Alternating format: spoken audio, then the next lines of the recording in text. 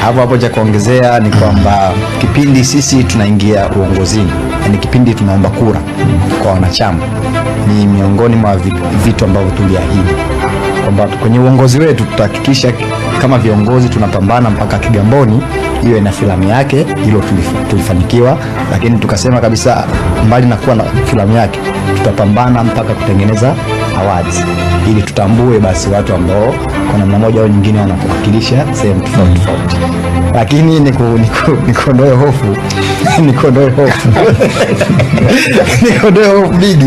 Yani ni kweli, kwa ukweli usiofichika, kuna watu ambao kila siku tupo tunaonekana kwenye TV na nini na vitu kama hizo. Tuliangalia hilo, sisi hatutokuwepo kwenye tuzo ili kuondoa zile sintofahamu. Kwa sisi tutabaki nyuma kama kamati, na watakao ratibu mchakato mzima wapo, huenda hata bigi inaweza kwa hiyo. Yani sisi tutakuwa tu nyuma tunaongoza hili jiramba kwenda. Yes, na wenyewe mtoka mnachora amani afu wanafuata. Kwa hiyo sofa mpaka sasa hivi tunataka uadilifu. Mpaka sasa hivi mmefikia wapi?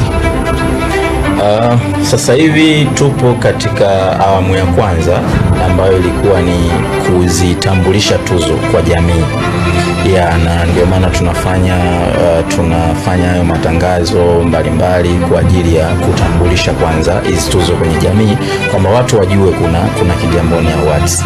Itakuja hatua ya pili ambayo pia tulitangaza categories ambazo zinashindaniwa.